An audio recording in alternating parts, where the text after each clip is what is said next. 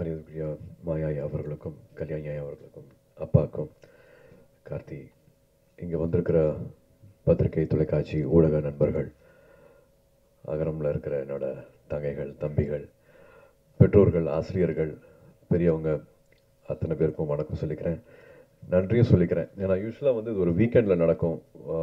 வேறு சில காரணங்கள்னால, தவிர்க்க முடியாத காரணங்கள்னால ஒரு வீக் டேயில் வைக்க வேண்டியதாகிடுச்சு. பட் இருந்தும் அரங்கம் எங்கேயுமே குறையாமல் எல்லாமே நிறைஞ்சு அத்தனை பேரும் இங்கே இதுக்காக உங்களோட நேரத்தை கொடுத்ததுக்கு எல்லா மரியாதை கலந்த நன்றியை நான் தெரிவிச்சுக்கிறேன். ஃபஸ்ட்டு 45 வருஷம் ஆயிடுச்சு, கிட்டத்தட்ட 45 இயர்ஸ். 79 ஆரம்பிச்சு 80 அப்பாவோட விருதுகள் கொடுக்கறது ஆரம்பித்து பண்ணிகிட்ருக்காங்க. அகரம் கிட்டத்தட்ட 20 இயர்ஸ் தொடப்போகுது. விதை மட்டுமே ஒரு 15 வருஷம் ஆயிடுச்சு. ஏன்னா அகரமில் ரொம்ப ஹைலைட்டாக எங்களுக்கு ரொம்ப ரொம்ப முக்கியமான ஒரு ப்ரோக்ராமை பார்க்குறது விதை ப்ரோக்ராமு. ரொம்ப சாதாரணமாக 2006 உட்காந்து பேசிகிட்டு இருந்தோம், நானும் ஞானவேல் அவர்களும். அப்போ ஸ்டூடெண்ட் ரிப்போர்ட்டராக ஆரம்பித்து அதுக்கப்புறமா முக்கியமான பத்திரிகையில் முக்கியமான பொறுப்பில் இருக்கிறாரு.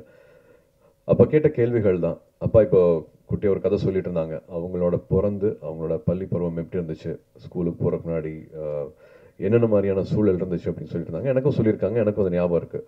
பட் 2006 பேசிகிட்டு இருக்கும்போது அதே மாதிரியான ஒரு சூழல் தான் ஞானவேல் அவர்கள் முதல் தலைமுறை மாணவர்கள் இருக்காங்க தெரியுமா அப்படின்னு கேட்ட கேள்வி தான் அகரம் பிறக்கிறதுக்கு காரணமாக இருந்துச்சு. அப்படிலாம் இல்லையே அப்பா அப்போ சொன்னாங்க. அப்பா ஒரு 50s 40s சொன்ன கதை அது அப்படின்னாங்க. இல்லை, 2006 இப்போவும் நம்மளுக்கு முதல் தலைமுறை மாணவர்கள் இருக்காங்க அப்படின்னு 2006 சொன்னாங்க.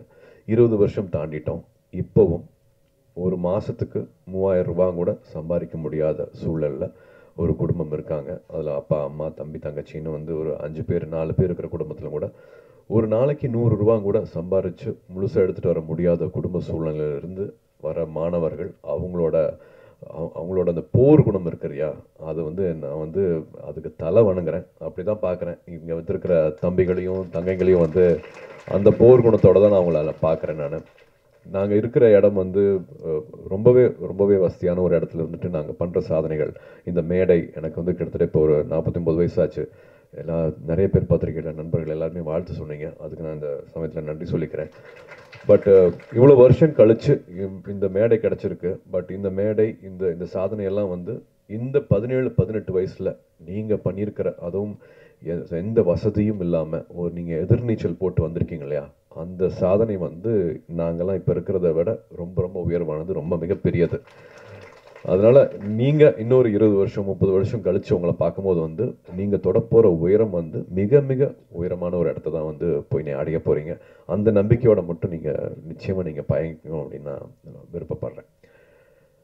விதை திட்டம் நான் சொன்ன மாதிரி இப்போது கிட்டத்தட்ட 5200 மாணவர்களுக்கு மேலே அவங்களோட தொட முடிஞ்சிருக்கு, அவங்களோட வாழ்க்கையை மாற்ற முடிஞ்சிருக்கு. இந்த வருஷம் மாணவர்கள் எண்ணிக்கையும் சேர்த்தா கிட்டத்தட்ட அந்த மாதிரி மாணவர்கள் 6000 பேரோட வாழ்க்கையை அகரம் மூலமாக மாற்ற முடிஞ்சிருக்கு. இது அவங்களோட ஒவ்வொருத்தவங்களோட வாழ்க்கை முறை மட்டும் இல்லாமல் அவங்களோட குடும்ப சூழலாகட்டும், அவங்க எங்கேருந்து வராங்களோ அந்த கிராமங்களாகட்டும், அவங்களுக்கெல்லாம் ஒரு வழிகாட்டியாக இருந்திருக்காங்க. ஸோ அது ஒரு ரிப்பிள் எஃபெக்ட் மாதிரி ஒருத்தவங்களுக்கு வழிகாட்டுறது அவங்க குடும்பத்தில் இருக்கிற தம்பி தங்கைகளாகட்டும், அவங்க வீட்டில் இருக்கிறவங்களாகட்டும், தெருவில் இருக்கிறவங்களாகட்டும், அவங்க கிராமத்தில் இருக்கிறவங்களாகட்டும், எல்லாருக்குமே ஒரு அவேர்னஸ் கிடைக்குது, ஒரு விழிப்புணர்வு கிடைக்குது. இதுக்கப்புறமா இது பண்ணலாமா, இதுக்கப்புறமா இங்கே போகலாமா, இவங்க இருக்காங்களா, இவங்ககிட்ட கேட்கலாமா, இவங்க நம்மளுக்கு வழிகாட்டுவாங்களா, மெட்ராஸில் ஒரு அண்ணா இருக்காங்க, ஒரு அக்கா இருக்காங்களா அப்படிங்கிற மாதிரி ஒரு ரிப்பிள் எஃபெக்ட் மாதிரி தான் இந்த 20 வருஷம் ரொம்ப அழகாக கடந்திருக்கு அப்படின்னு சொல்லுவேன். இது அகரம் இருக்கவங்கனால மட்டும் கிடையாது. இந்த நல்லுள்ளம் அத்தனை பேர்கிட்ட வந்திருக்குது. உங்களுக்கே தெரியும், விதை திட்டம் முதல் தலைமுறை மாணவர்கள் அரசு பள்ளியில் படிச்சுட்டு வரவங்க. அவங்களுக்கு ஒரு தலைமை ஆசிரியர் ஒரு லெட்டர் மாதிரி கொடுப்பாங்க. 8ஆவதுலேருந்து 10ஆவது 12ஆவது வரைக்கும் நான் உங்களை பார்த்துருக்கேன். இது தகுதியான மாணவர் மாணவி அப்படிங்கிற மாதிரி லெட்டர் கொடுப்பாங்க. ஒரு 10,000 கிட்டத்தில் லெட்டர் வரும். பட் அதுலேருந்து நாங்கள் ஒரு 1500 எடுத்து அப்புறமா அது ஒரு 700 500 மாதிரி மாறும். ஸோ இந்த ப்ராசஸ்க்கு ஹெல்ப் பண்ணுறது அத்தனை பேர், அப்பா, அம்மா, ஆசிரியர், அந்த ஊருக்கு வழிகாட்டுறவங்க. தடையுமே இருக்காது, ஒரு அட்ரஸ் இருக்காது, வழித்தடம் இருக்காது. காலையிலேருந்து உங்களுக்காக வெயிட் பண்ணி பஸ்லேருந்து இறங்கின உடனே டூ வீலரில் வந்து எங்களை கூட்டிகிட்டு போகிற அந்த ஊரில் இருக்கிற மக்களாகட்டும், அங்கே லோக்கலில் இருக்கிற பத்திரிகை நண்பர்களாகட்டும், வழியே தெரியாமல் நான் கூட்டிகிட்டு போகிறேன் வாங்க அப்படின்ட்டு வந்து சைக்கிளில் கூட்டிகிட்டு போகிறவங்களாகட்டும், இல்லை ஒரு லாரி டிரைவர் ஆகட்டும், அத்தனை பேர் வந்து இந்த மாணவ செல்வங்களுக்கு வந்து எப்படியாவது படிப்பு கிடைச்சிடணும், எப்படியாவது இந்த கல்வி கிடைச்சிடணும் அப்படின்ட்டு அத்தனை பேர் வந்து உதவி செஞ்சுருக்காங்க. அத்தனை பேர்த்தோட அந்த ஒரு நேரத்துக்கும் அவங்களோட ஊக்கத்துக்கும் அவங்களோட சப்போர்ட்டுக்கும் அவங்களோட அந்த அந்த ஒரு கல்வி எல்லாத்தையும் மாற்றிடும் அப்படின்ட்டு அவங்கள கொடுத்த நேரத்துக்கு எல்லாமே நான் இப்போது நன்றி சொல்லணும் அப்படின்னு பார்க்குறேன். ஏன்னா 20 வருஷம் ஆயிடுச்சு. அதில் இன்னும் ரொம்ப முக்கியமானது வந்து 350 காலேஜஸ்க்கு மேலே எங்களுக்கு வந்து ஹெல்ப் பண்ணியிருக்காங்க, யூனிவர்சிட்டிஸ் வந்து ஹெல்ப் பண்ணியிருக்காங்க. அதில் வந்து தொடர்ச்சியாக வந்து 350ல் எல்லார் பேரையும் என்னால் இப்போ சொல்ல முடியல. பட் எல்லாத்தையும் ஒவ்வொருத்தரையும் வந்து நன்றியோடு பார்க்குறோம். அகரத்தில் இருக்கிற அத்தனை பேரும் அவங்க எல்லாத்தையும் வந்து நன்றியோடு பார்க்குறோம். தொடர்ச்சியாக கிட்டத்தட்ட ஒரு 40 காலேஜஸ்க்கு மேலே வந்து ஹெல்ப் பண்ணியிருக்காங்க. அவங்களோட பேர் மட்டும் சொல்லணும், படிக்கணும்னு ஆசைப்பட்றேன். அதுக்கு மட்டும் எனக்கு ஒரு நிமிஷம் கொடுக்கணும்.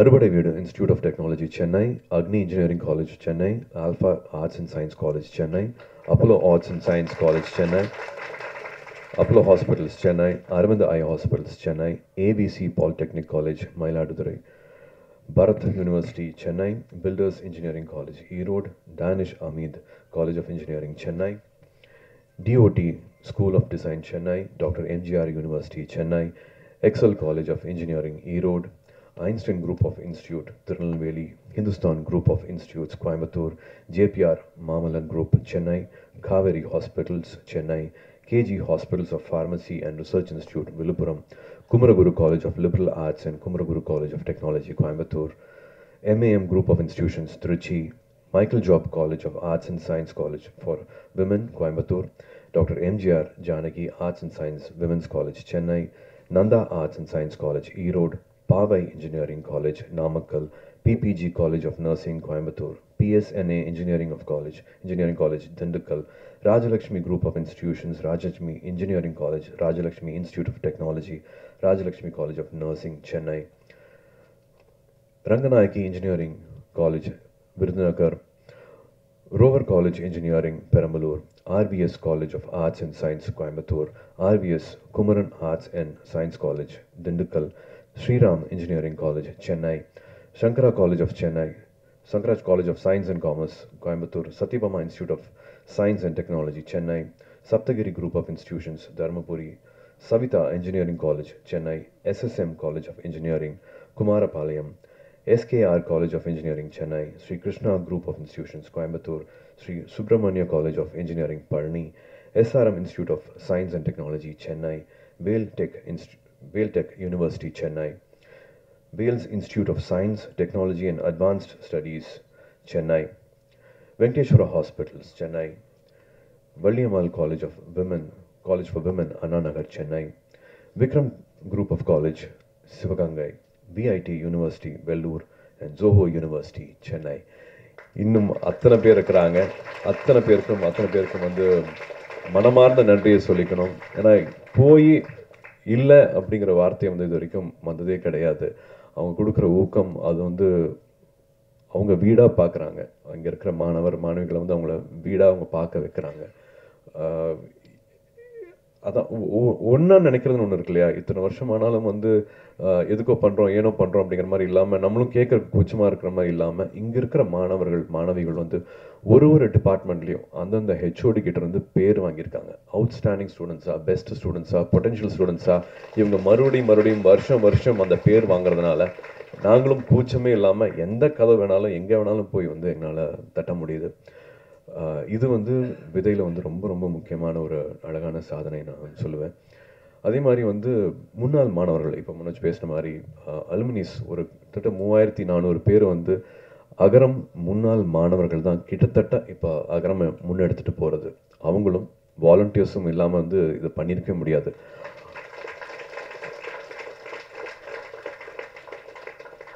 அத்தனை புது விஷயங்களும் இது வேண்டாம், இது பண்ணலாம் அப்படின்ட்டு அகரம் புதுப்பிக்கிறது வந்து அகரம் முன்னாள் மாணவர்கள், அலுமினைஸும் வந்து தன்னாளவர்களும். அவங்களோட இன்னும் ஸ்பெஷல் ப்ராஜெக்ட்னு பார்த்தா வந்து தை அப்படின்னு சொல்லுவேன், வழிகாட்டிகள்னு சொல்லுவேன். ஜவாது மலையில் வந்து மலைப்பகுதிகளில் இப்போ நீங்கள் பேசுகிற மாதிரி கேட்ட மாதிரி வந்து அங்கே இருக்கிற மலைப்பகுதிகளில் கிட்டத்தட்ட ஒரு 100 ஸ்கூலில் வந்து ஃபெலோஷிப்பில் வந்து அங்கே டீச்சர்ஸாகவே ஜாயின் பண்ணிக்கிறாங்க. முன்னாள் மாணவர்கள் வந்து அங்கே கிட்டத்தட்ட ஒரு 60 பள்ளிகளுக்கு மேலே வந்து மறுபடியும் அதை புதுப்பிச்சு மறுபடியும் அவங்க மாணவர்கள் சேர்க்கையை அதிகரித்து அங்கே வந்து 1 வருஷம் 2 வருஷத்துக்கு மேலே அந்த சூழ்நிலை வந்து ரொம்ப வேறு மாதிரி. அங்கே வந்து அங்கேயே தங்கணும், அந்த சமூகத்துக்கூட பழகணும், ஃபோன் வசதிகள் இருக்காது, அங்கே தான் தங்க முடியும், அடிக்கடி வெளியில் வந்துட்டு போக முடியாது. ஒரு இது மாதிரி நான் சொன்ன மாதிரி வந்து ஸ்கூலுக்கு வராத பழக்கமே இல்லாதவங்களை வந்து மறுபடியும் பள்ளி படிப்பு கூட்டிகிட்டு வரதுங்கிறது வந்து சாதாரண விஷயமே கிடையாது. அவங்களெல்லாம் கூப்பிட்டு கேட்டிருக்கோம், என்ன எப்படி இதை பண்ணுறீங்க, அகரம் என்ன சொல்லி கொடுத்துருக்கு, அகரம்னா என்ன அப்படின்னு கேட்கும்போது ஒவ்வொருத்தங்க ஒரு விஷயம் சொன்னாங்க. அதில் ஒரு தங்கை வந்து அகரம் தான் நான் தான் அகரம் அப்படிங்கிற மாதிரி சொல்லிச்சு. என்ன சொல்கிறேன் புரியல அப்படின்னு சொன்ன கேட்கும்போது, இல்லை சூழல் வந்து எல்லாமே ரொம்ப சேலஞ்சிங்காக இருக்கும், எதுவுமே வந்து கிட்டத்தட்ட எதுவுமே சரியாக இருக்காது, சுற்றி இருக்கிறது எல்லாமே தப்பாக இருக்கும், பட் எல்லாத்துலேயும் என்ன நடந்தாலும் வந்து எப்படி வந்து ரெசிலியன்ஸோடு இருக்கிறது, எப்படி நம்பிக்கையோடு இருக்கிறது, எப்படி பாசிட்டிவாகவே இருக்கிறது, வாழ்க்கையில் எது பெருசு அப்படிங்கிறத வந்து முடிவு பண்ணிவிட்டு எது வேணும் அப்படிங்கிறத வந்து தீர்மானிச்சுட்டு அதை நோக்கி மட்டுமே போகணும், எந்த காம்ப்ரமைஸும் பண்ணிக்காமல் நம்ம நினச்சதை அடையிறது எப்படி அப்படிங்கிறத வந்து அகரம் சொல்லி கொடுத்துருக்கு. நான் தான் அகரம் தான் நான் அப்படிங்கிற மாதிரி சொல்லிச்சு. அது ஒவ்வொரு மாணவிக்கும் ஒவ்வொரு மாணவனுக்கும் அகரம் இருக்கிற அத்தனை பேருக்கும் வந்து அது ஒரு எடுத்துக்காட்டு மாதிரி இருந்துச்சு அவங்க சொன்ன அந்த வார்த்தை. அது நம்ம லைஃப்லையும் அது ரொம்ப ரொம்ப வேணும் அப்படின்னு நினைக்கிறேன். எந்த பொசிஷனில் ஆரம்பத்தில் இருந்தாலும் சரி, நடுவில் இருந்தாலும் சரி, ஃபேடிங்கான ஒரு கெரியர் கிராஃபில் வந்து ஒரு ஃபேடு வேணும், அந்த டைம்லையும் சரி, நிச்சயமாக எல்லாமே வந்து சரியாக போகாது, நிறைய விஷயங்கள் வந்து நம்ம எதிர்பார்க்காத மாதிரி போகும், நெகட்டிவிட்டி வந்து ரொம்ப அதிகமாக இருக்கும். பட் அந்த டைமில் பாசிட்டிவான விஷயங்களை மட்டுமே நினைக்கிறது, பாசிட்டிவாக மட்டுமே பேசுறது. ஏன்னா we can always choose to complain, மற்றவங்களை பற்றி தப்பாக பேசுகிறதோ, இது சரியில்லை அது சரியில்லைன்னு சொல்கிறதுக்கோ, இல்லாட்டி எடுத்தோடனே கான்வர்சேஷனில் முதல் வார்த்தையே வந்து எது வந்து தப்பாக நடந்துகிட்ருக்கோ அதை பற்றி ஆரம்பிக்கிறது வந்து நிறைய பேருக்கு வந்து அது பழக்கமாக இருக்கலாம். எல்லாத்தோட வாழ்க்கையிலும் நிறையா கசப்பு இருக்கலாம், பட் அதெல்லாத்தையும் மறந்து நல்லது மட்டுமே பேசுவோம், ஆக்கப்பூர்வமாக மட்டுமே இருப்போம். நம்மளோட ஃப்ரெண்ட்ஸும் சரி, நம்மளோட வளர்ச்சிக்கு மட்டுமே நம்ம வந்து மற்றவங்களுக்கு உதவியாக இருப்போம், நம்மளுக்கு வழிகாட்டியாக இருப்போம் அப்படின்னு அகரமில் ஒவ்வொரு மாணவியும் இந்த வயசில் நினைக்கிறாங்க அப்படின்னா அவங்க ரொம்ப அழகான சூழலில் வந்து வளர்ந்துட்டு இருக்காங்க அப்படின்னு நான் நினைக்கிறேன். எனக்கு அப்படி நினைக்கும் போது வந்து அகரமில் நானும் ஒரு பார்ட்டாக இருக்கேன் அப்படின்னு நினைக்கும் போது வந்து எனக்கு ரொம்ப ரொம்ப சந்தோஷமாக இருக்குது. Everybody needs it in life. ஒரு வாட்டியும் வந்து கசப்பான அனுபவங்கள் வரும்போது வந்து அதை தகர்த்துட்டு பாசிட்டிவாக நினைக்கிறது வந்து ரொம்ப ரொம்ப முக்கியம். கார்த்தியும் சொன்ன மாதிரி வந்து எது ஆகணும் அப்படின்னு நம்ம ஏங்கி தவிக்கிறோமோ அதுவாகவே ஆகும், அது நிச்சயமாக ஆகும். It's a crime to think small, it's a crime to dream small அப்படின்னு நினைக்கிற மாதிரி மைண்டு வந்து ஒரு ஸ்டியரிங். நம்ம எண்ண ஓட்டங்கள் என்னவா இருக்குதோ அதை நோக்கி நிச்சயமாக எல்லாமே அதை நோக்கி போகும், அதை நிச்சயமாக அடையும். நான் ஏற்கனவே திரும்பி சொல்லியிருக்கேன், ஸ்கூல்லையும் சரி காலேஜ்லேயும் சரி நான் எதுவுமே நான் சாதிச்சது கிடையாது, எதுவுமே நான் பண்ணது கிடையாது. ஒரு 3 வருஷம் கவர்மெண்ட் இண்டஸ்ட்ரிக்கு போனேன், அதுவும் வந்து ஒரு சின்ன சலிப்பு தட்டுச்சு. ஒரு சின்ன குடும்ப சூழ்நிலை, திரும்பி ஒரு யூட்டர்ன் எடுத்தேன். நான் படித்த படிப்புக்கும் என்னோட வேலை அனுபவத்துக்கும் சம்மந்தமே இல்லாமல் நான் 5 நாளுக்கு முன்னாடி நினைக்கல கேமரா முன்னாடி நான் நிற்பேன் அப்படின்ட்டு ஒரு சடனாக ஒரு லைஃப்பில் ஒரு யூட்டர்ன் அடிக்க ஆரம்பித்தேன். நேருக்கு நேர் ரிலீஸ் ஆனதுக்கு அப்புறமா தான் வந்து அது இவ்வளோ அன்பு கொடுக்குறாங்களே, ஏன்னா இதுக்கெல்லாம் தகுதியாக, இதுக்கு நான் என்ன பண்ண போகிறேன், என்ன கைமாறு பண்ண போகிறேன் அப்படிங்கிறதுக்கு அப்புறமா தான் வந்து நான் வாழ்க்கையில் வந்து இன்னும் கொஞ்சம் நான் ஒழுங்காக உழைக்கணும், இந்த அன்புக்கு இந்த நான் தகுதி ஆக்கிக்கணும் அப்படின்னு ஆரம்பித்தேன். அப்படி ஆரம்பித்தனால இந்த நிலைமைக்கு வர முடியுதுன்னா நீங்கள் உங்களோட சிந்தனைகள் வந்து சரியாக வச்சுருந்தீங்கன்னா யார் வேணாலும் என்ன வேணாலும் ஆகலாம். என்னோட ஒன்றுமே இல்லாத நான் வந்து இந்த இடத்துலையும் இந்த மாதிரி ஒரு அன்பு கிடைக்கிற நிலைமைக்கு வந்து என்னால் வர முடிஞ்சிருக்கு அப்படின்னா இது 17 வயசில் வந்து இவ்வளோ சிரமங்களுக்கு தாண்டிட்டு நீங்கள் அடைஞ்சிருக்கிற இந்த இடம், நீங்கள் செஞ்சுருக்கிற இந்த சாதனை, இந்த மார்க்ஸு, இது எல்லாமே பண்ணக்கூடிய அந்த வீரியம், அந்த தைரியம், அந்த பவர் இருக்குன்னா நீங்கள் தொடக்கூடிய எல்லைகள் வந்து நீங்கள் தான் அந்த எல்லையை வந்து நீங்கள் தான் முடிவு பண்ணணும். எங்கே வேணாலும் போகலாம், எது வேணாலும் பண்ணலாம், எதுவுமே தடை கிடையாது. இப்போ இருக்கிற சூழல், இப்போ இருக்கிற சின்ன சின்ன பிரச்சனைகள்லாம் வந்து 6 மாதம் கழிச்சு நீ அது ஒரு பிரச்சனையே இருக்காது, ஒரு 3 வருஷம் கழிச்சு நீங்கள் அது அப்படி ஒரு சிந்தனையே இருக்காது உங்கள் வாழ்க்கையில். ஸோ தயவு செஞ்சு வந்து இப்போ இருக்கிற பிரச்சனைகளை வந்து ரொம்ப சின்னதாக்கிடுங்க. நாகேஷ் எல்லாம் சொல்கிற மாதிரி வந்து இங்கே வச்சு பார்த்தா தான் அது பெரிய பிரச்சனையாக இருக்கும். அந்த இப்படி தள்ளி போயிடுச்சுன்னா வந்து ஒரு சின்ன தூசி மாதிரி ஆயிரும் அந்த பிரச்சனை. ஸோ அது விலகி இருந்து பாருங்கள். இப்போ இருக்கிற பிரச்சனையை ஒரு பிரச்சனையாகவே நினைக்காதீங்க. Only think positive, have only positive thoughts. வாழ்க்கை இன்னும் ரொம்ப அழகானது. வாழ்க்கையை நிறைய நம்பிக்கை வைங்க. நினைக்கிற விஷயங்களை நிச்சயமாக நம்ம சாதிக்க முடியும். ஐயா சொன்ன மாதிரி வந்து அப்பாவும் சொன்ன மாதிரி வந்து அப்பா 20 வருஷத்துக்கு முன்னாடியே வந்து சூலூரில் ஆரம்பிச்சிருக்காங்க. ஸ்கூல் மேனேஜ்மெண்ட் கமிட்டி எஸ்எம்சின்னு சொல்கிற பள்ளி மேலாண்மை குழு வந்து ரொம்ப ரொம்ப முக்கியமான அழகான மாற்றங்களை கொண்டுட்டு வந்துட்டுருக்கு. 2 வருஷமும் அந்த மாற்றங்களை பார்த்துட்ருக்கோம். அதுக்கும் வந்து இங்கே இருக்கிற மாணவர்களுக்கு நான் நன்றி சொல்லிக்கிறேன். அந்த தன்னார்வல் குழுவுக்கும் வந்து நான் நன்றி சொல்லிக்கிறேன். ஏன்னா இவங்களோட அந்த இணை மூலமாக தான் வந்து பெரிய பெரிய மாற்றங்கள் நடந்துட்டு வந்துட்டு இருக்குது. ஒவ்வொருத்தரும் பள்ளியில் திரும்பி நம்மளோட நேரத்தை செலவழிக்கிறது வந்து ரொம்ப முக்கியமான ஒரு விஷயமா இருக்குது. ஸ்கூலுக்கு மறுபடியும் வந்து கிராமங்களில் இருக்கிற படித்து வந்துட்டோம்னா அந்த ஸ்கூலில் நம்மளை மறுபடியும் நினச்சிக்கிறது ரொம்ப முக்கியமாக இருக்குது. அங்கே இருக்கிற பெற்றோர்கள் அந்த பள்ளியோட நடவடிக்கையிலும் சரி தயவு செஞ்சு ஒரு உறுப்பினராக இருங்க. பெரிய மாற்றங்கள் வந்து 2 வருஷமாக பார்த்துட்ருக்கிற நம்பிக்கையில் சொல்கிறேன். கல்விங்கிறது வந்து ஒரு ஆயுதம், கல்விங்கிறது ஒரு கேடயம். நம்ம இப்போ பார்த்த மாதிரி இவ்வளவு சேஞ்சஸ் பார்த்துட்ருக்கிற மாதிரி மணிப்பூர்ந்து வந்துருக்கிற தங்கை சொல்கிற மாதிரி நம்ம ரொம்ப கொடுத்து வச்ச வாழ்க்கையை நம்ம இங்கே வாழ்ந்துட்டுருக்குறோம். கல்வி வந்து எல்லாருக்குமே கிடைக்கணும். அப்போ பேசுகிற மாதிரி இல்லாமல் இப்போவும் முதல் தலைமுறை மாணவர்கள் இருக்காங்க. இது சேரிட்டி கிடையாது, இது வந்து ரெஸ்பான்சிபிலிட்டி. இது நம்மளோட பொறுப்பு. அகரம் வந்து உங்களோடது. இது எப்பவும் தொடர்ந்து போகிறதுக்கு எல்லாரும் ஊர் கூடி தேர் எடுப்போம். எல்லாருக்கும் ரொம்ப ரொம்ப நன்றி. இந்த நேரம் கொடுத்ததுக்கு ரொம்ப ரொம்ப நன்றி. வணக்கம்.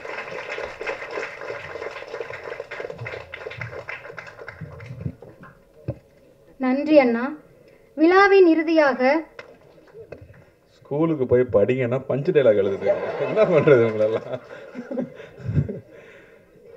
பெரியவங்க எல்லாருக்கும் வணக்கம். பத்திரிகை தொலைக்காட்சி நண்பர்களுக்கு வணக்கம். மேடையில் இருக்கும் மாயா அவர்களுக்கும் கல்யாணி அவர்களுக்கும் அப்பா அண்ணா அகரம் குழந்தைகள் எல்லாருக்கும் வணக்கம்.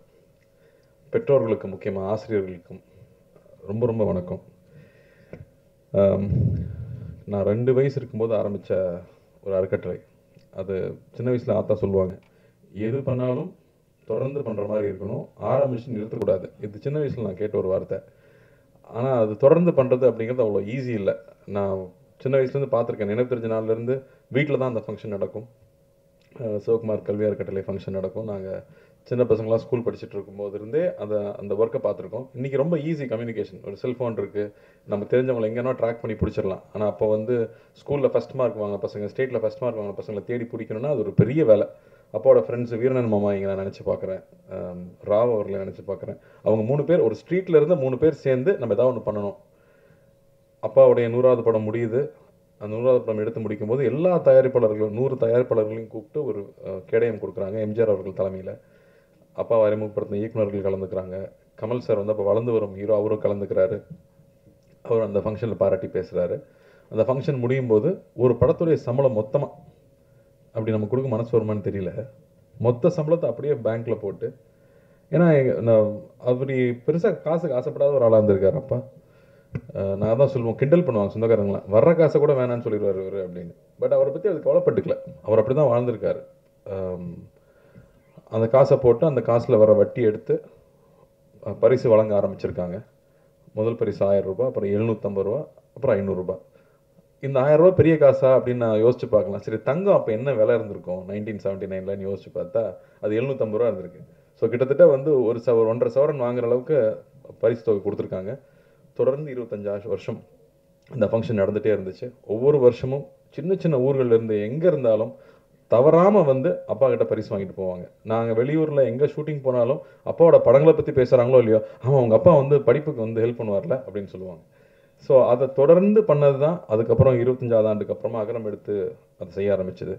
அகரம் எடுத்ததுக்கப்புறமா தான் வந்து வெறும் ஃபஸ்ட் மார்க் எடுத்தது மட்டும் கிடையாது, எங்கேருந்து ஃபஸ்ட் மார்க் எடுத்தான் அப்படிங்கிறது ரொம்ப முக்கியமாக இருக்குது அப்படிங்கிறது புரிதல் வந்துச்சு. எந்த இடத்துலேருந்து ஆரம்பித்து படித்து வந்தாங்க. இன்றைக்கி வந்து ஒவ்வொரு பசங்களும் அவங்களுடைய பேக்ரவுண்ட் சொல்லும்போது அப்பா எங்கேருந்து வந்தாருன்னு தான் யோசிக்க முடியுது. எங்கனாலும் அதை நான் சொல்ல முடியாது. நாங்கள் வந்து ஆசீர்வதிக்கப்பட்டவங்க அப்படின்னு தான் சொல்லிக்கணும், இல்லை போன ஜென்மத்து புண்ணியம்னு சொல்லிக்கலாம்.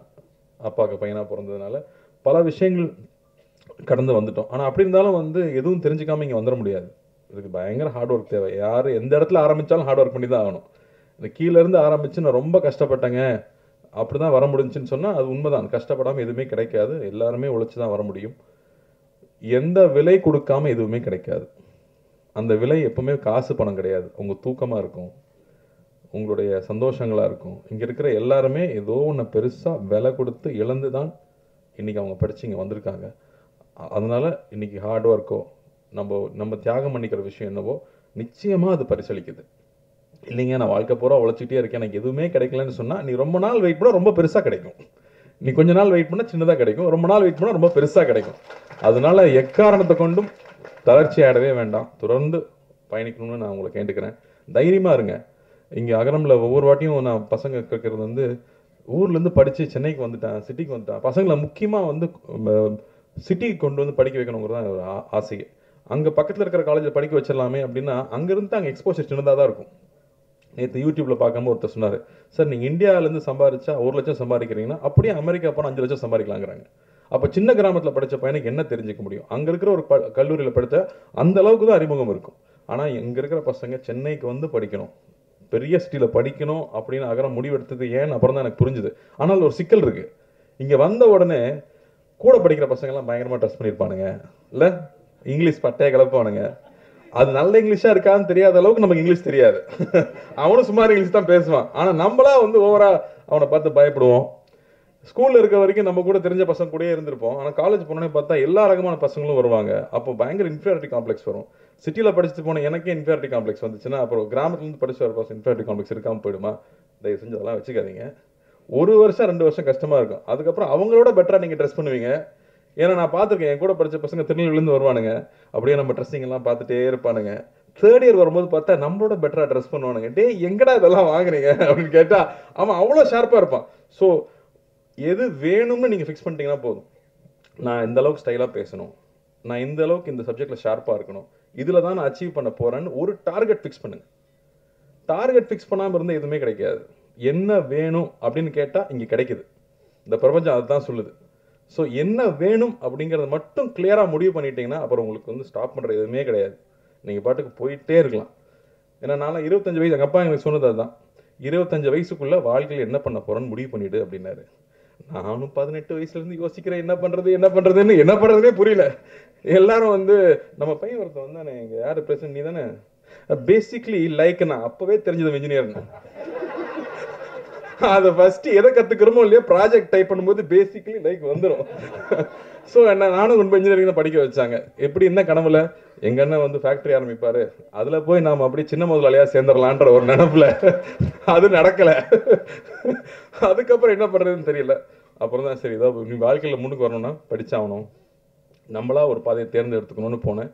அப்போது நான் இன்ஜினியரிங் படித்து முடிச்சதுக்கப்புறமா ஒன்று தெளிவாக புரிஞ்சுது, எனக்கு வந்து இன்ஜினியரிங்லாம் பிடிக்கல, எனக்கு சினிமா பிடிச்சிருக்கு. அது சொல்கிறதுக்கு ரொம்ப வெக்கமாக இருந்துச்சு, ஆனால் அதை சொல்லி தான் ஆகணும். எங்கள் அண்ணனுக்குலாம் அவ்வளோ இன்ட்ரெஸ்ட் கிடையாது, பட் எனக்கு பிடிச்சிருந்துச்சு. ஸோ நான் தைரியமாக அப்பாட்ட சொல்லிட்டு, இல்லைப்பா நான் திரும்பி வரேன், நான் சினிமாவில் ட்ரை பண்ண போகிறேன், கற்றுக்கணும்னு தான் நினச்சேன். எதுவுமே எனக்கு தெரியாது, கற்றுக்கணும்னு ஆசைப்பட்டு வந்தேன். ஆனால் இதுதான் அப்படின்னு நான் முடிவு பண்ணதுக்கப்புறமா எனக்கு எல்லாமே நடந்துச்சு. அது வரைக்கும் நான் ஆவரேஜ் ஸ்டூடெண்ட்டாக இருக்கிறது ரொம்ப கொடுமை. ஞானவேல் சார்கிட்ட நான் பேசியிருக்கேன். நல்லா படிக்கிற பையனை பாராட்டுவாங்க, நல்லா படிக்காத பையனை திட்டுவாங்க, ஆவரேஜ் மார்க் வாங்குறவன கண்டுக்கவே மாட்டாங்க. ரொம்ப கொடுமை அது. ஸோ இனிமே எது பண்ணாலும் பெஸ்ட்டாக பண்ணணும்னு முடிவு பண்ணது, எது பிடிக்குது நான் அதை நோக்கி போகணும்னு முடிவு பண்ணதுக்கப்புறம் எல்லாமே மாறிச்சு. அதனால் என்ன வேணுங்கிறத சீக்கிரமாக டிசைட் பண்ணுங்கள். கொஞ்சம் கஷ்டமான வேலை தான், ஆனால் அதை சீக்கிரமாக டிசைட் பண்ணிட்டீங்கன்னா அது நிச்சயமாக நமக்கு கிடைக்கும். தொடர்ந்து படிங்க. கல்வி பெரிய ஆயுதமாக இருக்குது. இங்கே வந்து ஒவ்வொருத்தரும் அவங்களோட எக்ஸ்பீரியன்ஸ் ஷேர் பண்ணும்போது, நாங்கள் அகரமுக்கு வரும்போது ஒவ்வொரு வாட்டியும் அது புதுசாக இருக்கும். ஏன்னா இப்போ யூடியூப்பில் போனீங்கன்னா என்ன வாட்ச் புதுசாக வந்திருக்கு, எந்த கார் புதுசாக வந்திருக்கு, அவன் என்ன ட்ரெஸ் வாங்கினா, இதை பற்றியே தான் நியூஸ் வந்துட்டு இருக்கு. ஏன்னா நம்ம அதை தான் தேடி பார்க்குறோம். ஆனால் நீங்கள் இந்த மாதிரியான செய்திகளை இப்போ கல்யாணி சொன்னாங்க இல்லையா, இதெல்லாம் ஷார்ட்டாக வந்து அட்லீஸ்ட் 100 மில்லியன் வியூஸ் போகணும். அப்போ தான் மக்களுக்கு இதை பற்றி தெரியும். நமக்கு வந்து பகுதி நேர உதவி கிடைக்கிற பள்ளிகளை பற்றி நமக்கு தெரியுமா, தெரிஞ்சுக்கணும்னு நினச்சிருக்கோமா? இந்த மாதிரி விஷயங்கள் தான் இங்கே ஷார்ட்ஸாக கட் பண்ணி தயவு செஞ்சு பாப்புலர் பண்ணணும்னு நான் கேட்டுக்கிறேன். ஏன்னா அதெல்லாம் மக்களுக்கு தெரிஞ்சுக்கணும். இல்லாட்டி நமக்கு என்னென்ன விஷயங்கள் இருக்குது சமுதாயத்தில் நடக்குதுங்கிறது நமக்கு தெரியாமல் போயிடுது. ஸோ அது ரொம்ப அவசியம்னு பார்க்குறேன். இங்கே ஒவ்வொரு தடவை வரும்போதும் ஒவ்வொருத்தரும் பகிர்ந்துக்கிற விஷயங்கள் நமக்கு மறுபடியும் புது புது விஷயங்களை கற்றுக் கொடுத்துட்டே இருக்குது. இதெல்லாம் நம்ம சமுதாயத்தில் இருக்கான்னு தெரிஞ்சுக்கிட்டே இருக்குது. மணிப்பூர்லேருந்து ஒரு பாப்பா வந்து இங்கே பேசிச்சு, அது இங்கிலீஷில் பேசிச்சு. அது என்ன பேசுன்னு எல்லாருக்கும் தெரிஞ்சிருக்குமான்னு தெரியலையான்னு தெரில. அதுக்காக நான் ஒரு வாட்டி சொல்லணும்னு நினைக்கிறேன். எங்கள் ஊரில் வந்து பிரச்சனை நடக்குது, எங்கள் ஊரில் வீட்டை விட்டு வெளியில் போக முடியல, அதனால் எங்கள் ஊரில் நிறையா குழந்தைங்க ஸ்கூலுக்கும் காலேஜுக்கும் போக முடியல, வீட்டில் உட்காந்துட்டு இருக்காங்க அப்படின்னு சொல்லுது. நான் அதிர்ஷ்டவசமாக இங்கே வந்ததுனால இங்கே நான் படிச்சுக்கிட்டு இருக்கேன். தயவு செஞ்சு எங்கள் ஊருக்காக பிரார்த்தனை பண்ணிக்கோங்க. தயவு செஞ்சு எங்கள் ஊரில் இருக்கிற குழந்தைங்களுக்கு மறுபடியும் பள்ளிக்கும் கல்லூரிக்கும் போகிறதுக்கு வழிவகுக்குங்க அப்படின்னு சொல்லி அந்த பாப்பா கேட்டுக்கிச்சு. அதை நம்ம அந்த சுச்சுவேஷன் நம்மளால் உணர முடியுமா? நம்ம வந்து தமிழ்நாட்டில் இருக்கோம், அதெல்லாம் என்னென்னு நமக்கு தெரியல. ஆனால் அங்கேருந்து படிப்புக்காக அந்த பொண்ணு இங்கே வந்திருக்கு. இதே மாதிரி நேபாளிலேருந்து வந்த கதைகள் நான் வந்து என் ஒய்ஃப் சொல்லி கேள்விப்பட்டிருக்கேன். அங்கேருந்து வந்து படிக்க முடியாது, தப்பிச்சு வரணுங்கிறப்ப லேக் எப்போ உறையுமோ, அங்கே ஒரு லேக் இருக்குமா, அந்த லேக் உறைஞ்சா கல்லாயிருமா. அந்த டைமில் யாராவது போனாங்கன்னா அவங்க கூட குழந்தைய அமுச்சு விட்ருவாங்களாம், நீயாவது உயிரோடு இருங்கிற மாதிரி. அப்படி நடந்து வரும்போது ஐஸ் சாப்பிட்டுக்கிட்டே வருவாங்களாம். அப்படி வந்து இங்கே குழந்தைங்க படித்து அவங்க பெருசாக வந்திருக்காங்க. அப்படி கல்விக்காக எவ்வளோ விஷயம் நடக்குது அப்படின்னு நினைக்கும் போது ரொம்ப ரொம்ப ஆச்சரியமாக இருக்குது. அதனாலேயே தான் இன்றைக்கி எங்கே போனாலும் நீங்கள் வந்து எனக்கு படிப்புக்கு ஹெல்ப் பண்ணுங்கன்னு சொன்னால் இங்கே நம்ம எனக்கு தெரிஞ்சு தமிழ்நாட்டில் யாரும் இல்லைன்னு சொல்லவே மாட்டாங்க. நிச்சயமாக ஹெல்ப் பண்ணுவாங்க நம்புகிறேன். அதே மாதிரி நானும் கேட்டுக்கிறேன், உங்கள் வீட்டில் வேலை செய்கிறவங்களா இருக்கலாம், பக்கத்தில் இருக்கிறவங்களா இருக்கலாம், படிப்புக்குன்னு கேட்டால் கையில் கொடுத்துடாதீங்க, ஸ்கூல்லேயே போய் காசை கூட கட்டிடுங்க. அது பெரிய ரிசல்ட் கொடுக்குது அப்படின்னு நிச்சயமாக தெரியுது. அதுக்கப்புறம் என்னோட பொண்ணுக்கு வந்து ஒரு ப்ராஜெக்ட் இருந்துச்சு. அப்பா சொன்ன மாதிரி காஸ்ட்லியான ஸ்கூல் தான். பட் எனக்கு ரொம்ப ஆசையாக இருக்கும், கிளாஸ்மேட்ஸ் வந்து எல்லா தரப்பு குழந்தைகள் பழகணும்னு ஆசையாக இருக்கும். அப்படி அவங்களுக்கு ஒரு ப்ராஜெக்ட் இருந்துச்சு. ஒரு கவர்மெண்ட் ஸ்கூலில் போய் அங்கே இருக்கிற குழந்தைங்ககிட்ட ஒரு ப்ராஜெக்ட் பண்ணி அவங்க இன்ட்ராக்ட் பண்ணி, நீ ஏன் ஸ்கூலுக்கு வர்றதுக்கு உனக்கு ஏன் பிடிக்குது, உங்கள் அப்பா ஸ்கூலுக்கு அனுப்பலன்னா நீ எப்படி சண்டை போட்டு வருவ அப்படின்னு கேட்குறக்கு ஒரு ப்ராஜெக்ட். அதில் தன் வயசில் இருக்கிற குழந்தைகள் கூட போய் அங்கே உட்காந்து பேசி அவங்க ஒரு ப்ராஜெக்ட் பண்ணிட்டு வந்தாங்க. அதுக்கப்புறமா ஒரு ஒரு ப்ராஜெக்ட் வச்சு எக்ஸ்பிளைன் பண்ணாங்க. அப்போ வந்து ரொம்ப இன்ட்ரெஸ்டிங்காக ஒரு விஷயம் நடந்துச்சு. எஜுகேஷன்னா என்ன அப்படிங்கிற கேள்வியை கேட்குறாங்க, பாப்பா கிட்ட கேட்குறாங்க. அது சொல்லுது, சக மனுஷனை மதிக்க கற்றுக் கொடுக்குது அப்படின்னு. சரி, அப்போ ஓகே, அப்போது அது எவ்வளோ முக்கியமாக இருக்குது அந்த விஷயம் அப்படிங்கும்போது எனக்கு ரொம்ப ரொம்ப பெருமையாக இருந்துச்சு. ஸோ அந்த புரிதல் எல்லாருக்கூடையும் போய் பழகிறப்ப தான் கிடைக்குது. அதனால் நாமளும் குழந்தைகளை எல்லாருக்கூடையும் பழகிறதுக்கான சந்தர்ப்பங்களை ஏற்படுத்தி கொடுக்கணும். அப்போ தான் தன்னுடைய வாழ்க்கை தனக்கு கிடைச்ச விஷயங்களை மதித்து நேரான வழியில் அப்பா சொன்ன மாதிரி அந்த டிசிப்ளினும் அந்த கல்வியை நோக்கி போகிற உழைப்பும் ரொம்ப முக்கியமாக இருக்கும். ஸோ அதை நாமளும் செய்யணும்னு நான் கேட்டுக்கிறேன். வாய்ப்பளித்ததுக்கு நன்றி, ரொம்ப ரொம்ப சந்தோஷம். அகரம் தம்பி தங்கைகள் எல்லாருக்கும் என்னுடைய வாழ்த்துக்கள். தைரியமாக இருங்க, என்றைக்கும் எந்த காம்ப்ளெக்ஸும் வச்சுக்காதீங்க. ஒருத்தனுக்கு 1 வருஷத்தில் கிடைக்கும், ஹார்ட் ஒர்க் பண்ணால் நமக்கு 5 வருஷத்தில் கிடைக்கும், இல்லை 10 வருஷத்தில் கிடைக்கும். ஒர்க் பண்ணுங்கள், எவ்வளோ லேட் ஆகுதோ அந்தளவுக்கு போனஸ் பெருசாக கிடைக்கும். அவ்வளோதான்.